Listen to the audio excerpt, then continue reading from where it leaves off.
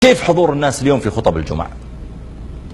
النبي صلى الله عليه وسلم يقول فيما رواه البخاري، يقول: إن لله ملائكة يجلسون على الأبواب في يوم الجمعة يكتبون الأول فالأول، فلان حضر أول واحد، فلان ثاني واحد، فلان ثالث واحد، فلان رابع واحد. يقول صلى الله عليه وسلم: فإذا صعد الإمام المنبر طووا صحفهم وجلسوا يستمعون للذكر. الملائكة الذين عند الأبواب هم حريصون على سماع خطبة الجمعة، ما يريد ينشغل يكتب أسماء الناس المتخلفين المتأخرين. لا، أنت ما نكتب اسمك في صحيفتنا، لا، ما تستحق نضيع الوقت عشانك، نجلس نستمع إلى الذكر. إذن الذي يأتي بعدما يصعد الإمام المنبر هذا اسمه ليس موجودا في صحف الملائكة، والحديث رواه البخاري.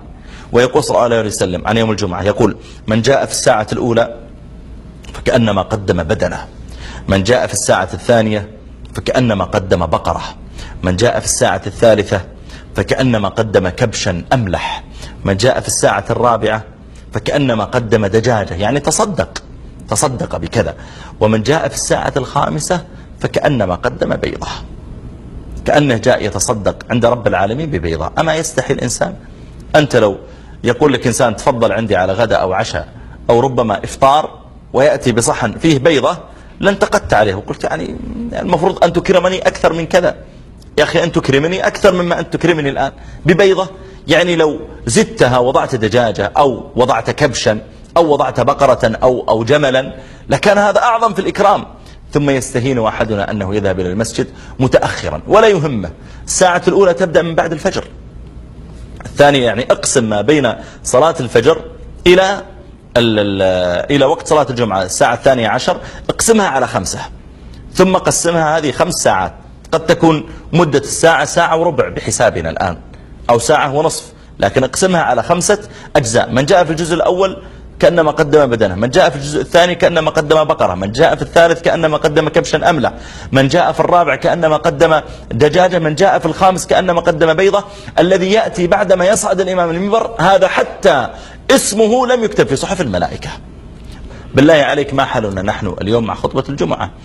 بل ذكر الزركشي في بعض كتبه تتكلم عن الإحداث في المساجد، يقول نقلها عن الغزالي، يقول: وإن من أول ما أحدث الناس من التغيير في المساجد أنهم بدأوا يتأخرون عن صلاة الجمعة.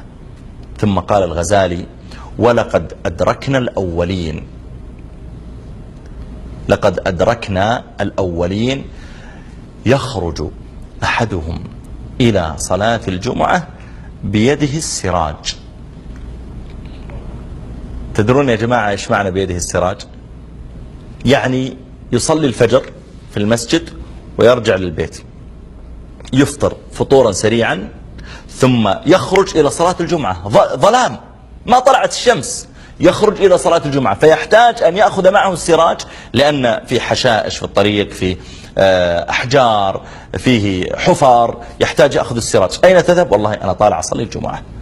بالله عليكم يا جماعة، أين الذين يخرجون اليوم إلى صلاة الجمعة من الساعة 8 صباحا، من الساعة 9 صباحا، بل أحيانا تذهب إلى المسجد قبل خطبة الجمعة ب3 ساعات فتجد المسجد مقفلا، لأن حارس المسجد ما تعود والله أن الناس يأتون في هذه الساعة من التبكير.